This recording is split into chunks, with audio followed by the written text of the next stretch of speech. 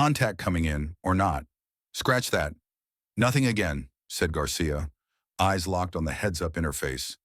A ghost of static pulsing where the envoy's feed should have been. Admiral William Carter didn't blink. He stood in silence, flanked by the cold geometry of reinforced alloy plating and unforgiving glass that wrapped around the observation deck of the ESS Vengeance. Beyond the angular panes, the galactic concord spun slowly, perfect, symmetrical, and dishonest. A polished monument to everything Earth had once aspired to join. The station loomed with its radiant struts and ring corridors, like a throne wrapped in surgical lights. It hadn't broadcast a single word in 6 hours. Carter's voice landed with a finality that shut down idle thoughts. Double-check atmospheric pings. Pulse the escort beacon. If there's no reply, widen the diagnostic field and check internal thermal patterns. Commander Hall flicked through visual telemetry, each frame colder than the last. No anomalies on the exterior, but environmental variance on Deck C within the Concorde reads erratic, heat surges, then nothing. Garcia leaned closer. That shouldn't happen on Council flagship protocols. No, it shouldn't, Carter said. He folded his arms. His gaze was anchored, not to the station, but through it, like he could see what they weren't saying. A shrill tone cracked across the bridge. An inbound call forced its way through encrypted channels, bypassing layered defenses as if someone had forced a lifeline through a sealed coffin. Source, Lieutenant Martinez, Garcia confirmed. Visual only, no audio integrity guarantee. On screen, Carter said. The image that replaced the tactical map wasn't distorted. It was shaken. The frame tilted violently, catching sparks, movement, and blood smeared across the lens. Lieutenant Olivia Martinez appeared only partially centered. One of her eyes was swollen shut, her uniform torn at the shoulder, a trickle of red cutting through the grime on her temple. They're not negotiating, she said. They're hunting. In the background, a firefight thundered against metal walls. Shouts in multiple alien dialects overlapped with the staccato bursts of pulse rounds. A human scream, cut short, rang once before vanishing. Martinez ducked as a beam sliced overhead. There was no vote for inclusion. It was staged. We walked into an execution chamber. A console near her erupted in sparks. She flinched. Sending files now. Everything they tried to hide. Kill protocols, joint strike paths. Earth's listed as terminal priority. Then came a concussion, light and heat, then static. The feed died mid-frame, her final movement lost in digital ruin. No one on the bridge spoke. Garcia looked up, throat dry. Transfer began. We're receiving something encrypted, locked behind multi-layer command keys. Requires cross-auth from our AI mesh. Dr. Laura Wells stepped forward from the lower deck. Her expression remained unshaken, but her eyes were alert, dissecting lines of code as if they could bleed. It's Council script. Obfuscated, but rushed. They didn't expect it to be intercepted. Let me try something. She worked. Silence clawed at the edges of the crew's focus. The Concord outside continued to turn, sterile and blameless. Wells narrowed her gaze. Got it! The primary screen shifted from static to Council ledger format. English overlay translated line after line in real time.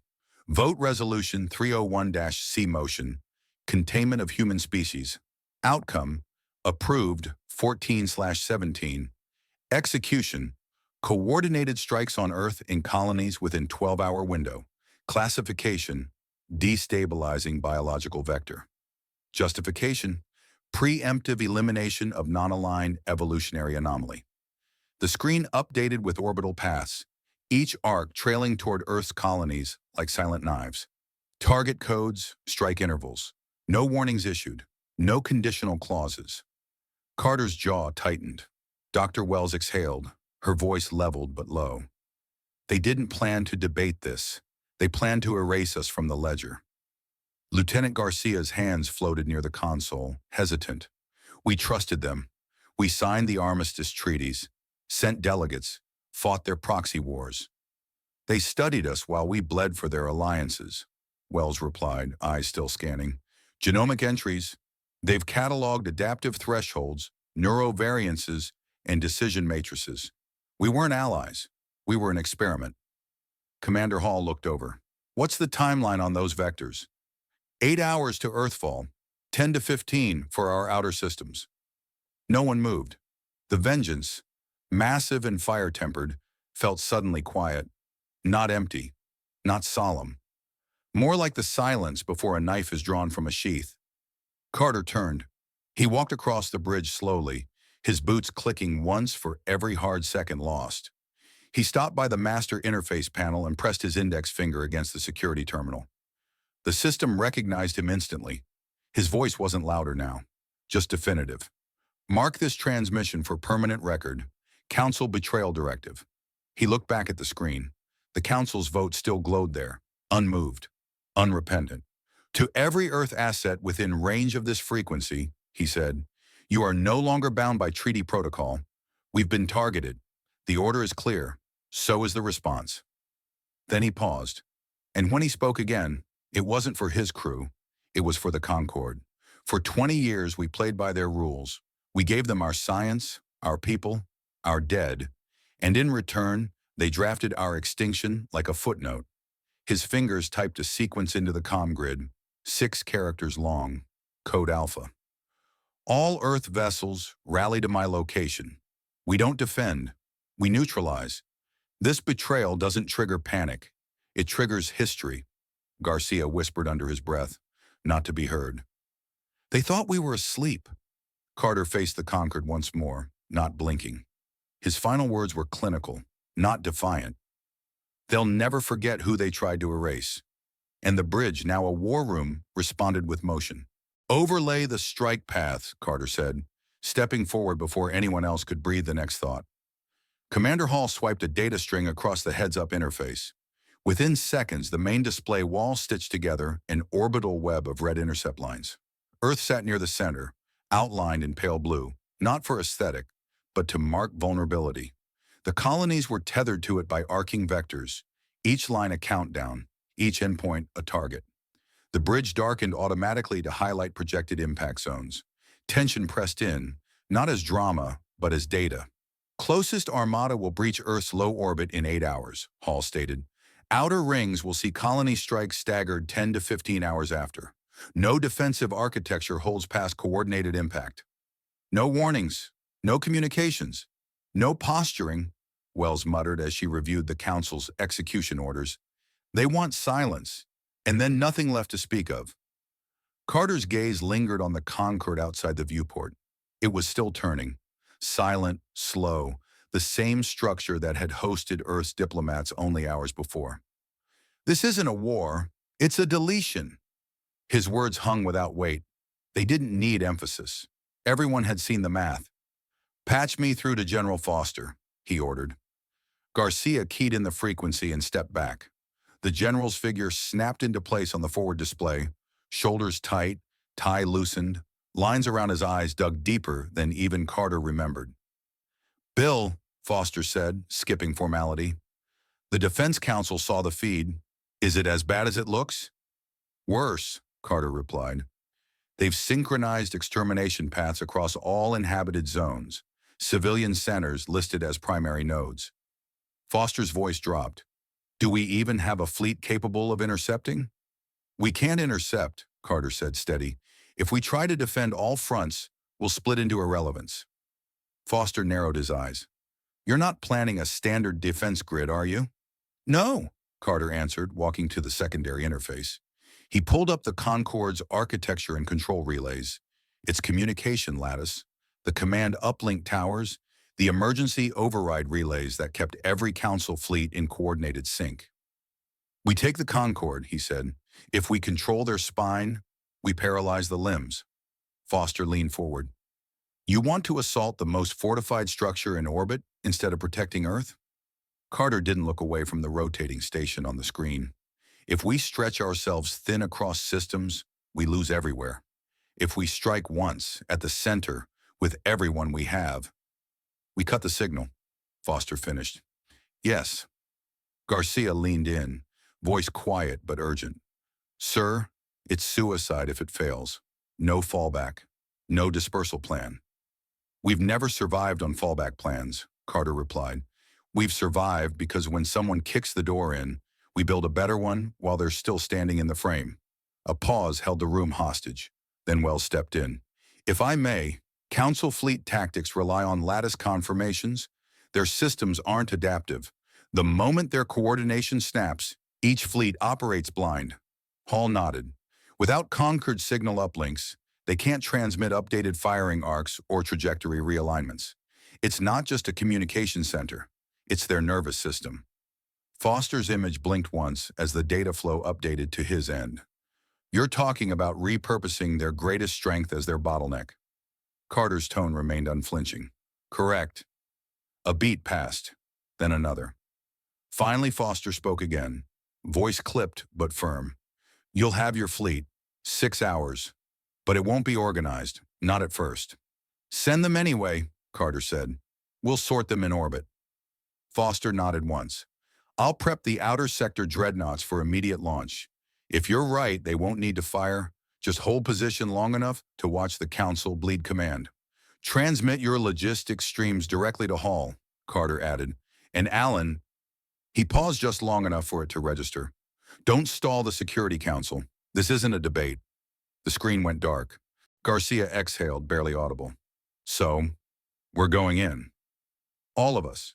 Yes, Carter replied. We're not losing planets in pieces. We take the spine, or we lose the body. Broadcast orders? Hall asked. Full spectrum. Activate Code Alpha. Within moments, relay beacons pulsed in staggered intervals, each blast echoing across slipstream relays, drone towers, and abandoned outposts that hadn't heard from command in months. Every active Earth vessel, combat-rated or not, received the same directive. All units. Zero defense posture. Strategic convergence. Reeves stepped onto the bridge, helmet under her arm, her expression a study in restraint. Boarding parties adjusting loadouts. Stealth division wants confirmation. Are they entering pre-assault or secondary breach? Tell Morgan to cloak and circle under station alignment. Wait for strike command. Nothing goes early. Reeves nodded and left without another word. Carter returned to the main console and adjusted the viewport magnification. The Concord filled the screen now, its interior invisible, its walls impassive. No heat blooms, no panic, no flicker of acknowledgement. Wells stood beside him. They're pretending nothing's wrong, as if silence makes it cleaner. Carter didn't respond immediately. He adjusted the station's command lattice projection and pinned targeting overlays on the data frame. Tell me what happens if we cut those 6 nodes. Hall turned in his chair. We cancel fleet cohesion within 10 seconds. Secondary fleets will lose fallback instructions. Outer strike groups will default to stasis or return to origin. And if we delay? They finish us before the second option even begins. Garcia looked back at Carter. How will they respond when they realize we're not running? They won't, Carter said. They've run this simulation thousands of times, but never with an enemy that didn't blink first. Hall marked the final navigation node.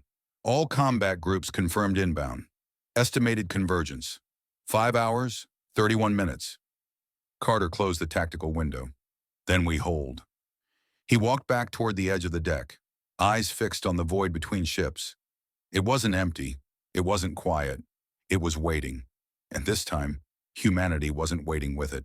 New signature inbound, marking as Echo 12. Garcia reported, eyes moving fast across the heads-up interface. Heavy-grade propulsion trail. Pattern matches a Carlton-class artillery cruiser. She's ours. Carter didn't shift position. He stood with his hands folded behind his back, shoulders still, watching as the projection above the main display populated with fresh data blips. The ESS Vengeance remained at anchor, unmoved, but everything around it was changing. Ships arrived without announcement. No flare of banners, no ceremonial identifications. They emerged from the edge of local space like fragments falling back into place. Each one took its assigned orbit in silence. Stack matrix adjusting, Hall said, voice clipped. Vertical tiering initiated. Outer line fanning westward. On the primary grid, green lines recalibrated in real time. Each ship's trajectory bent inward as orbital corrections kicked in. Acceleration patterns synced in layered bands. Light cruisers filled the interior wedge. Larger carriers and dreadnoughts reinforcing the spine. Captain Reeves leaned over a side terminal. We've got colony defense vessels from the Daster Belt forming rearguard, slow to maneuver but well armed. Give them Sector 6 spacing, Carter replied. They don't need speed if they anchor the fold. The bridge absorbed each new arrival without celebration. No one clapped. No one spoke above functional necessity. This wasn't a rally. It was a calibration of intent. Far below the orbiting web, Earth turned quietly in the dark. No shields raised. No evacuation orders. Just spinning, unchanged, unprotected. Another ship blinked into range, its silhouette raw, its hull uneven from prior engagements. A salvage-fitted patrol vessel, patched but operational. They're sending everything, Garcia murmured. As they should, Carter answered. We're not building a fleet to survive. We're building one to remove memory. In the viewport, the Concord still loomed, rotating at a constant rate, lights flickering across its surface, as if unaware that what had once been center was now target. Communication from Stealth Ops, Reeves announced. Morgan's division has entered shadow orbit beneath the Concord's curvature. 0 signal leaks. Cloak integrity holding. Carter gave a nod. Tell her, wait for the flash, nothing before. Reeves relayed it without ceremony.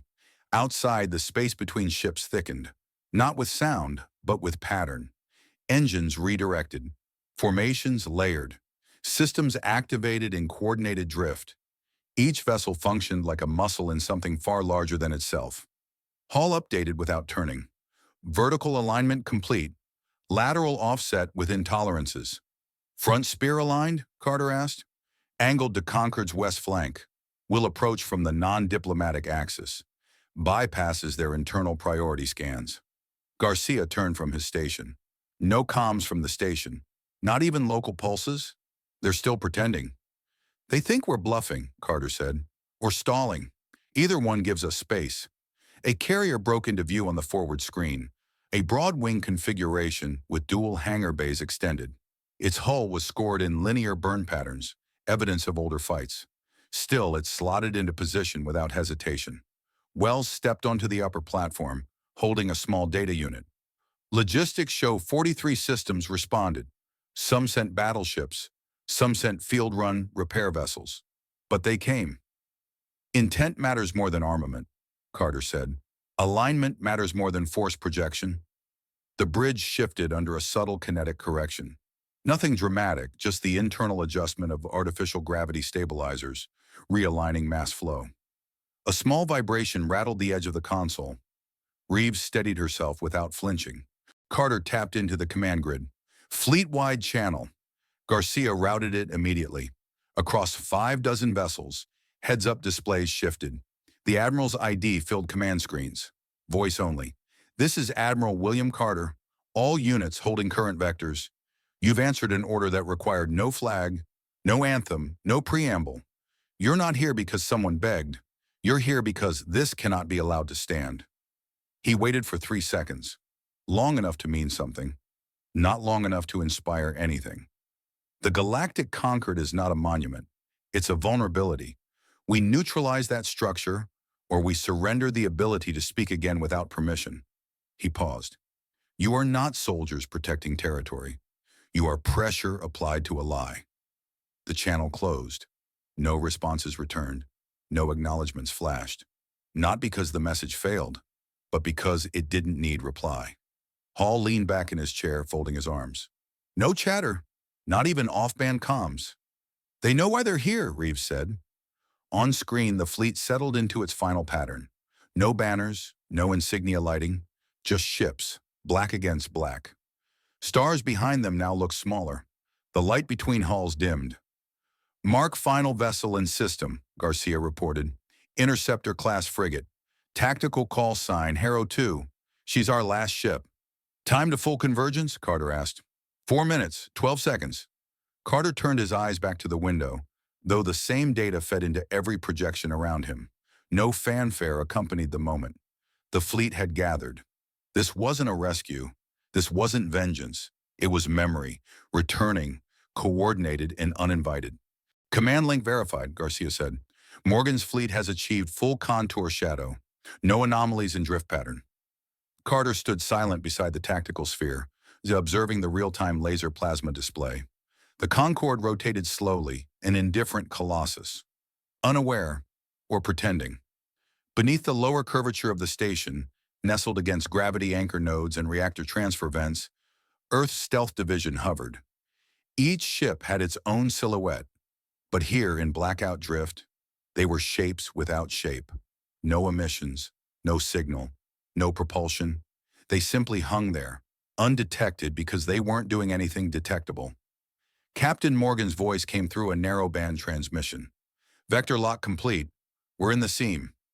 "Execute," Carter responded. In an instant, unseen chains snapped. It didn't begin with fire.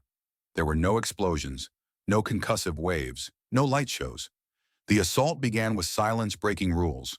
Power grids dimmed at irregular intervals, control signals rerouted themselves without command, and tertiary shield nodes misfired before resetting into failure loops. Council Tower B-17 short-circuited from within. The station's northeast defense pylon retracted mid-cycle, then never returned to position. Door lock overrides flipped from green to dead gray without any physical touch. Wells, monitoring from the side console, narrowed her eyes. Overloads triggering exactly at embedded node timestamps. Subroutines are behaving like they're confused about their own authority. "They are," Carter said. "We poisoned their update layers 3 days ago. Every firmware push carried our overwrite keys. They thought it was optimization." Hall studied the side feed. Reaction from internal control is inconsistent. They don't know whether it's sabotage or error. They'll stall waiting for diagnostics to finish. "Long enough," Carter said. Garcia gestured at the main interface. "All major defense towers, offline or reboot cycling. Several fallback sequences haven't initiated." The Concord's defensive shell, once a nested cage of auto turrets, shield arcs, and kinetic dampeners, had become a hollow skeleton. Everything appeared functional from a distance, but inside it was disassembling itself. "No signals being launched for backup yet," Hall said. "They're trying to fix it quietly." "They think admitting failure is more dangerous than experiencing it," Wells said. "They're still pretending they're not exposed." Carter gave the signal. "Phase 2. Earth's fleet moved. Not forward as one body, but in calculated fragments. Combat triads broke from static hold, angling at separate approach vectors. Each triad ran quiet, interlinked via short-range mesh sync. No fleet-wide broadcast, no declaration of movement. On the tactical display, arcs began to intersect around the Concord like a net being cast from every direction except above. Each formation moved independently, as if they weren't part of the same plan. Flight teams maintained delta pattern. Maintain irregular pacing. Let them guess, Carter said. The Concord's external surveillance grid flickered, then misregistered entire fleet positions. The Earth fleet appeared as distorted echoes across their screen, reflections mimicking real movement, but offset just enough to confuse target algorithms. "They've lost depth tracking," Hall muttered. "We're ghosts on their sensors." On the bridge, no one cheered. No one even shifted. They didn't need confirmation. They saw the result. Carter pointed at the aft structure on the Concord's eastern hemisphere. "Hit that pressure point last. Wait until the rest folds inward." "Yes, Admiral," Reeves said. "Boarding skiffs loaded. Combat teams pre-pressurized. No active chatter until breach confirmation." On screen, the Concorde began to vent heat in random places. Nothing catastrophic, just internal thermal variances reacting to software not built to contradict itself. "Morgan's ship's repositioning," Garcia reported. "She's wrapping toward the base of the spinal ring." "Has she armed the payloads?" "No confirmation yet, but she will." Carter nodded once. He didn't need more. Then the Concord flickered, not as a visible change, but in the data feed. A node on its dorsal shield array attempted a reset, then looped back to failed startup. Again, then again. "Clock's running out," Wells said. "They're going to realize this isn't accidental soon."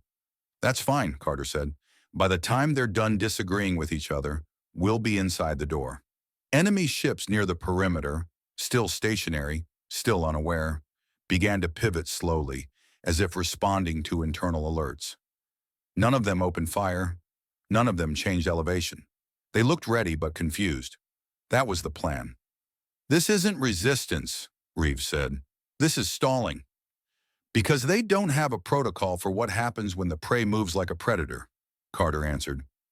From beneath the station, one of Morgan's ships triggered its electromagnetic override. A nearby docking clamp detached without resistance and drifted sideways, colliding softly against the nearest antenna mast. It bent, crumpled, and stayed that way. The Concord didn't respond. "They've lost control of their clamps," Hall said. "Their own internal systems aren't listening." Carter gave a single nod. "All units, initiate final movement curve. Keep acceleration sub-threshold. We don't show aggression until the moment we strike." Across the fleet, thrusters lit in sequence. Brief, dim, just enough to adjust rotation and orbital speed. Every ship closed in, slow, cold, inevitable.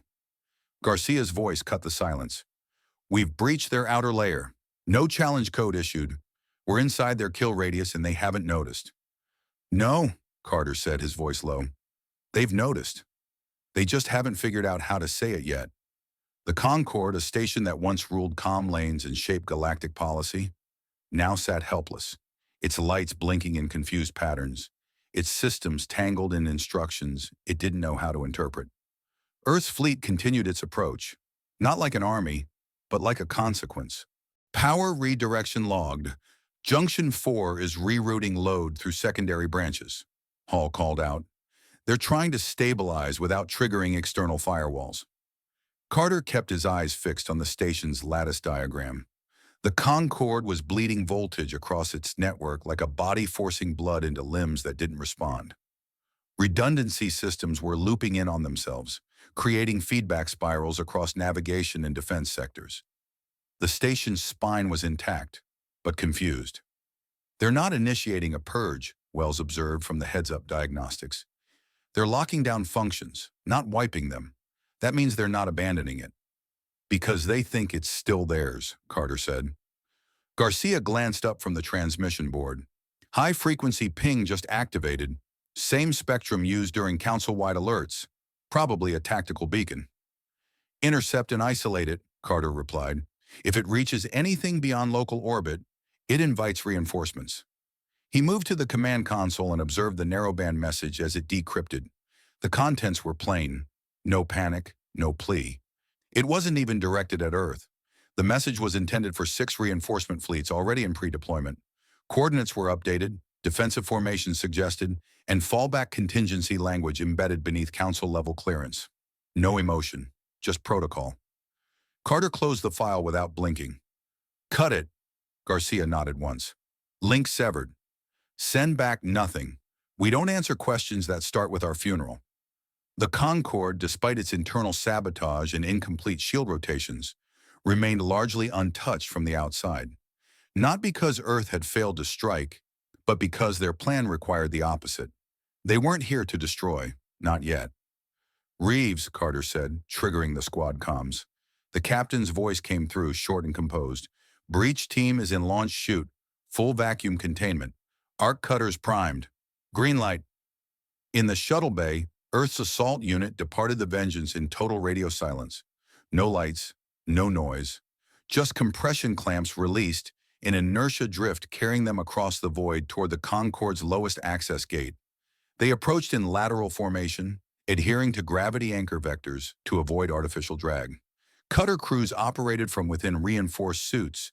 No external manipulation. Every movement calculated by internal gyros and airburst tethers. As they reached the underside hatch, Reeves signaled her second. "Begin scoring pattern. Cut corners first, then sweep in." The cutter ignited, its blade producing a concentrated sliver of molten progression. No sparks, no flare. The steel frame fractured soundlessly. Pressure dropped inside. The door didn't swing open. It folded, like peeling back the edge of something that never expected hands to find it. They entered. Inside, the corridor wasn't chaotic. It was vacant. Lights flickered in alternate sequence, and interface panels glitched between standby modes. Half of the access floor was coated in condensation from thermal malfunctions. No alarms, no security drones, no resistance. One soldier tapped into the local node. Command input still loops to dead-end route paths. Their central control doesn't know we're here. Maintain zero noise. Movement on my mark only, Reeves ordered. They split into teams and advanced through maintenance shafts, bypassing major hallways. Every turn offered evidence of collapse. Not sabotage, but mismanagement. Doors half opened and left that way. Ventilation systems trying to cycle poison commands. One bulkhead hissed with recycled atmosphere, bleeding into unoccupied bays. Meanwhile, on the bridge, Carter watched the Concord's status indicators drop one by one. They've got less than 20% mobility. If they don't respond soon, they'll lose the ability to coordinate a single internal movement. They think this is temporary, Hall muttered. They're assuming we'll demand negotiations. Carter didn't respond. Reeves's signal returned. Crossed into upper chamber sector. Internal guards posted outside command tier. Non-aligned uniforms. Likely from non-voting species. Engage only if threatened. No threat. They haven't moved. Eyes forward. Like statues. Inside the Concord, the strike team moved upward through central lifts. One hacked, one forced open manually. The sound of movement echoed through sterile metal corridors. Not because they were being chased, but because they were the only ones moving. Finally, Reeves reached the chamber door. Not sealed, not bolted, just closed. Her second stepped forward, scanned it. Single node lock, no override ping. They're sealed involuntarily. Cut it, she said. Two plasma fusion lines drew an X across the panel. The door collapsed inward. Inside, 5 council members stood. No guards, no defense measures, just posture. One, with elongated limbs and scaled skin, narrowed his eyes. You violated a diplomatic zone. This is a recognized sovereign meeting hall. Reeves raised her weapon. And you voted to erase a species. A second member, pale and thin-necked, said calmly, "This doesn't resolve anything. Your aggression reinforces the council's initial assessment. The only thing reinforced here is that you're still pretending this station isn't under siege," Reeves said. "Drop your access keys. Now." None complied. Then Carter's voice echoed from her transmitter. "Ignore their terms. You're not there to bargain. Detain and extract." The soldiers moved in. No struggle, just delay. Back aboard the Vengeance, Carter walked down from the command platform and moved to the forward viewport. "Council representatives secured," Reeves confirmed. "Return with them. Maintain full lockdown on the Concord. They're not negotiators anymore. They're assets." As Reeves's team pulled back, Carter approached the bridge's auxiliary command deck. Garcia turned to him. "They'll expect a broadcast. They'll get one." He watched the station slowly spin, its lights uneven, its systems crumbling beneath its own code. The Concord was no longer a symbol. It was an exhibit. He looked down at the next sequence and spoke without turning.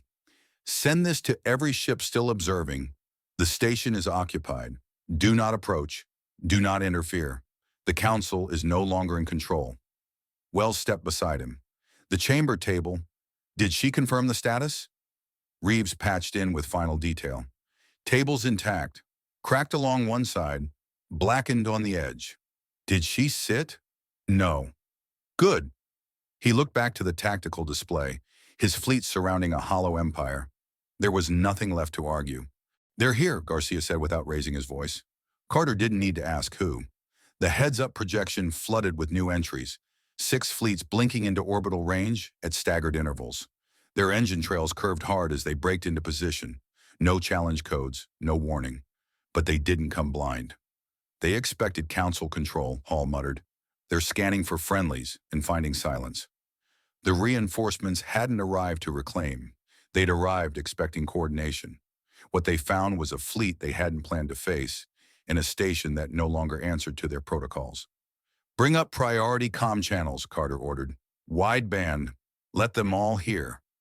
Garcia nodded once, tapped the frequency overlay. "This is Admiral William Carter of Earth," he said, voice sharp, steady. "You're approaching a facility now under human control. Your leadership has been detained. Your uplink relay is disabled. Choose your action carefully." No reply. Instead, the nearest formation, dominated by Zethid carrier units, began reorienting, not retreating, aligning weapon trajectories. They're recalibrating, Hall confirmed. Scanning Concord's defensive nodes, looking for shield gaps. Let them, Wells stepped forward. That's not our main problem. Carter turned. There's an emergency circuit buried under the Concord's tertiary relay stack, she said, eyes locked on the data spike. If triggered, it purges all control to a zeroed core and detonates internal systems. Automated fallback. It's not deactivated. You're sure? 2 kiloton detonators slaved to the quantum coil. Backdoor triggered, hardwired. One wrong override and the entire station ruptures from the core outward. Carter shifted focus. Morgan. Her team patched in immediately, already ahead of the warning. Intercepting now, she confirmed. We're at the junction cradle, but the circuits are nested. They used variable encryption loops. Can't cut it blind. You have 9 minutes, no static errors. Understood. On the forward display, the first shot finally came. A charged bolt lands from a distant Zethid warship, slicing through void without ceremony. It didn't hit the Concord. It struck Earth's forward formation, one of the triads running shield suppression. The beam fragmented mid-air, redirected by a rotating defense field. They've targeted command clusters, Hall said. They're aiming to decapitate, not overwhelm. Carter narrowed his eyes. Then we redirect what they think we are. He turned back toward the station interface. Initiate magnetodrift on relay pods alpha through gamma. Force irregular power discharges. Triggering them now, Wells confirmed. On the Concord's exterior, control masts began to flicker erratically. Not malfunctioning, but mimicking loss. To enemy sensors, it looked like a station bleeding control. The Zethid fleet responded exactly as anticipated. They advanced. Carter shifted the heads-up map to real-time combat overlay. Phase pattern Echo 6. Pair long-range craft with rotation-synced vessels. Break sequence every 30 seconds. Earth's ships split immediately. They didn't counterattack en masse. They fractured into dueling velocities, making themselves difficult to track. Not fast, irregular. Incoming fire swarmed into empty space. Interference field is active, Hall said. Enemy targeting is failing on the second lock. They're misfiring at ghost trails. Adaptive shield tech wasn't absorbing damage. It wasn't blocking anything. It was rerouting how enemy vessels saw them. Every Earth ship projected a false image 3 seconds ahead of its real position. They'll switch to manual within minutes, Wells warned. They'll learn. They always do, Carter replied, but not fast enough. Enemy rounds clipped through falsified silhouettes. Some impacted derelict Concord scaffolds. Others veered wildly and detonated against their own allies. On the upper ridge of the Concord, internal turrets finally returned fire, Earth-controlled ones. Static discharge bursts rained down toward enemy command ships, bypassing outer shields entirely. Hit confirmed on Zethid Command Deck Alpha 9, Hall reported. They've lost synchronization. Their formation's folding. 3 ships, smaller, not part of the main wave, peeled off. Identify? Carter asked. Garcia zoomed in. Araxian vessels. Scanning protocols halted. No forward velocity. Carter studied their orientation. They weren't attacking. They weren't retreating. They were watching. They've chosen the third option, Wells said. Observation. Then leave them be. The rest of the reinforcements weren't hesitating. Another salvo burst through orbit, aimed directly for Concord's flank. Redirect Node 7's energy coil, Carter instructed. Feed charge into the southern weapon arc. Make it spike. On command, the Concord fired again, not from its main gun, but from a secondary axis hidden between utility panels. The beam pierced through 2 Zethid destroyers, not with explosion, but with system paralysis. Electrostatic lance disrupted their control rigs, Hall observed. Internal AI rebooting. They're drifting. Another enemy volley came, less coordinated, more desperate. Earth's ships ducked beneath it in angular dispersal. 2 fighters dove through blind spots and arced underneath the formation, triggering concussion charges against exposed hull plating. Status on Morgan? Carter asked. Reeves patched in, voice firm. They're cutting the last node now. But if we don't hold this sector for 5 more minutes, They'll lose tether stabilization. It'll trigger the purge. Then we hold it. One of the Concord's outer pylons burst in a sudden ignition. A council ship had struck it blind, mistaking it for an Earth target. "They're killing their own cover," Hall said. "They're unraveling faster than we planned." "Not our problem," Carter answered. "Our focus is that failsafe. If we lose that, this turns into a grave." In orbit, the final phase of Earth's coordinated strike engaged. Assault ships pushed into split-flank angles, hammering the distracted remnants of the Zethid fleet. The Concord, scarred but intact, held its position. "Morgan?" Carter asked again. Her voice came through steady. "Fail-safe neutralized. Hard seal engaged." Carter nodded. The Concord, for the first time in its lifespan, had been defended from its own creators. "They're pulling back," Hall said. "Two-thirds of the enemy fleet is disabled or drifting. The rest are accelerating outward." "Let them go." Garcia checked his feed. "Araxians are still holding position." "Good," Carter said. "They're beginning to understand who rewrote the balance." "They weren't afraid of us," Wells said flatly. "They were trying to become us." Carter stood over her shoulder, eyes tracking the layers of data unfolding on the heads-up console. Wells didn't speak with emphasis. Her words arrived one after another like system readouts. Dry, direct, impossible to misinterpret. She tapped the archive route. The Concord's protected core had finally cracked. Once Council encryption dissolved under Earth's subroutines, the architecture had opened like a decompressed lung. She began scrolling. Every diplomatic envoy, every trade delegation, every so-called medical cooperation team, each of them inserted genome siphons into their operations. Human DNA was harvested, cataloged, tested under environmental strain, and compared to Council lineage. The screen displayed strings of numbers and gene maps. Nothing about the layout was dramatic, but Carter's jaw tensed with every new record. "They didn't see us as an outlier," she continued. "They saw us as raw code." Garcia approached quietly, his tone subdued. "Any signs of what they were building?" "They weren't building anything," Wells replied. "They were duplicating. Splice simulations, structural overrides, adaptive behavior triggers. They tried to inject our pattern into stagnant species." Hall leaned in, scanning the graph maps. "Did it work?" "No," Wells said. "They don't know how to evolve anymore. They follow a closed design. We don't." She opened a final directory, locked behind Council-level clearance. When it displayed, no one spoke. Hundreds of data blocks, each labeled with mission names, timestamps, species identifiers, and one consistent word: failed. Carter stepped back from the display. "They didn't fear extinction," he said. "They feared obsolescence." Wells handed him a coded transfer key. "I've packaged the core archive. Full decrypt. No redactions, no interpretation. Broadcast range? Galactic. Linked across open comms and private channels. It'll hit military, civilian, and diplomatic networks in under 30 seconds." Carter looked to Garcia. "Feed it into the relay tower." Garcia keyed the override. "Ready to send." Carter didn't move. No caption. No preamble. "Let them read it without being told what it means." Garcia nodded. "No message. Just data." The command registered.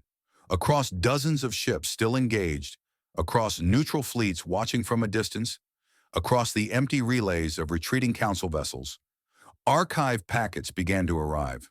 No graphics, no banners, just lines of code visualized in clinical format, audio logs, interrogation transcripts, experimentation timelines, comparative intelligence evaluations, genetic graphs, not fear-mongering, just unfiltered evidence. On the tactical display, a cruiser belonging to the Varellan Alliance halted its targeting sequence. Another, a scout class from the Nomore perimeter, disengaged propulsion mid-drift. Reeves watched from the secondary viewport. "They're reading it." Hall updated the screen in real time. 9 Council-aligned vessels have broken comm sync. Not fleeing, not advancing, just pausing. Carter remained silent. Across the network, the myth of unity was being disassembled. Quietly, surgically. They hadn't declared humanity dangerous. They'd declared it uncontrollable. "They told their citizens we were unstable," Wells said softly. They didn't say they were stealing from us the entire time. Garcia stared at the split-screen interface where some ships still fired, while others drifted in indecision. They don't know what to feel. They've been following orders built on theft. Carter folded his arms. This was never war. It was containment. In orbit, 2 Araxian ships aligned their formation with Earth's perimeter, but didn't power weapons. Their system sat idle, still transmitting, still watching. They're evaluating, Hall said. No, Carter corrected. They're rewriting. Another signal pinged, this time from an old council diplomatic line, long dormant. A request for communication. No title, no rank. Just one question. Is this real? Wells saw it too. They're looking for denial, something to undo what they've seen. Carter shook his head. No clarifications, no debates. The truth doesn't need defense. One of the Concord's relay beams flashed a secondary pulse. Not a weapon, but a sync check.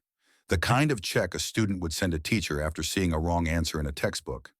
Then another from a separate ship, then a third. They're collapsing from inside, Hall said. Number they're recalibrating, Wells answered. And the only constant that still makes sense is that we're not what they were told. The chamber fell quiet. The bridge wasn't jubilant. There was no music, no relief. What filled the air wasn't victory, it was realization. Morgan's voice broke in from the lower deck channel. I've tapped into Concord's cultural broadcast node, unfiltered access to art, education, and open comms. I can inject the full archive across non-military bands. Carter didn't hesitate. Do it. Within seconds, the entire record appeared on children's learning stations, agricultural colony consoles, and entertainment grids. There was no hiding now. The deception wasn't just over, it was exposed. Garcia turned to Carter. What now? Carter replied without lifting his gaze from the screen. They spent decades dissecting us because they believed biology was destiny. He narrowed his eyes. Let's remind them it isn't. Strip their flags. Burn the seal. This place doesn't belong to them anymore. Carter's voice left no ambiguity. He stood inside what used to be the Grand Assembly Chamber. The elevated tiers were gone, cut down with industrial tools and hauled away like obsolete scaffolding. The once glowing insignia of the Council, a lattice of overlapping dominions, had been erased from the walls and floor. Above the central seat, now level with all others, a new emblem pulsed from the heads-up wall grid, Earth surrounded not by orbiting chains, but by 32 interlinked stars. Each symbol represented a species that had volunteered to remain. No banners, no signatures, just presence. Reeves crossed the chamber and lowered her visor. Unity Hall is secured. No ceremonial guard requested. Delegates are entering under their own terms. No weapons? Carter asked without looking. None allowed. None needed, she answered. The chamber filled gradually. Tall frames of Castellone engineers, the willowy profiles of Araxians, the short-legged Broly tacticians who had refused council membership for centuries. They arrived without ceremony, yet every pair of eyes scanned the room as if it might still judge them. It didn't. There was no elevated position anymore. Every delegate sat at equal height. The platform Carter now stood on was no taller than the seat beside it. Wells appeared behind him. Archive copies have been distributed. Every representative received full, unedited documentation. Dates, names, test results, communication logs. Anyone object? Carter asked. One. She paused. They left. No force was used. Good. At the far end of the hall, a separate display chamber opened. Inside it, 5 former council members stood behind a low barrier, alive, silent, and exposed. No shackles, no torture. Their crimes were not presented through performance, but through the records themselves. One delegate from the Renovar systems approached Carter's side. You're not executing them. No, Carter replied. Execution turns them into martyrs. Their own words are enough to destroy their legacy. And you think we'll believe in Earth after this? The Renovar asked. I don't need you to believe in Earth, Carter said. You only need to believe this. We aren't them. A broadcast beacon rose from the chamber floor, linking to the external relay tower. The entire hall dimmed as the projection system synchronized. Every species tuned in across the galactic net would now see the final session, unaltered, unfiltered. Carter stepped forward. He spoke with no speech prepared, just memory.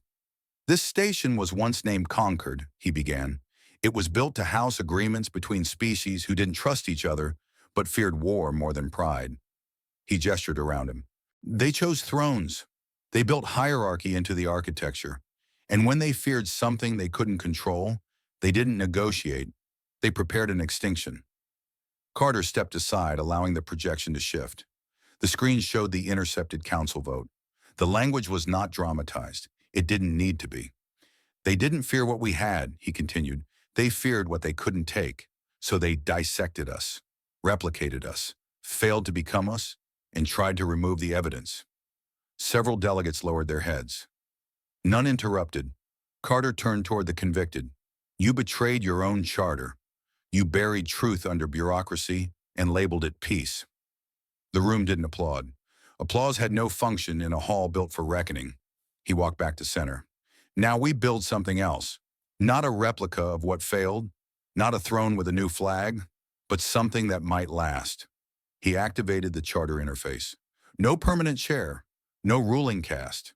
Every species gets the same access, the same vote, the same scrutiny. Reeves adjusted the panel behind him. The new structure formed on screen. 3 review levels, 2 rotating leadership cycles, 1 universal override. No race could pass an enforcement motion without full disclosure. No votes would be secret again. And for those who ask what keeps this from repeating, Carter added, we do. The final section appeared, the memorial protocol. Each cycle, all records of the Council's actions, including their genetic experiments, would be reviewed publicly. No part of the past would be buried.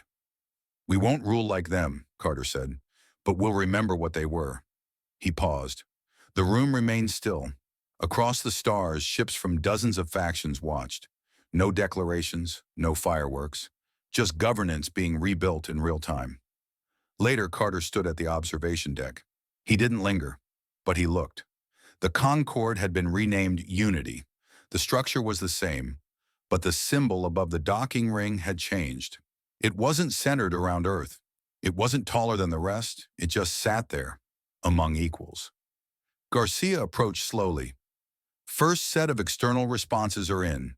8 systems requesting delegation status. They get it, Carter said. Wells joined them. You think this'll hold? I think people remember what fire feels like, Carter said, and I think they're tired of warming their hands on lies. He turned toward Reeves. Status on the 5 council leaders? Sentenced, life imprisonment, remote facility, no visitors, full digital transparency. Good. The facts will judge them longer than we ever could. As the last file uploaded into Unity's charter archive, Carter stepped back. We didn't leave nothing standing out of anger, he said, more to himself than anyone else. We did it to clear space for something better.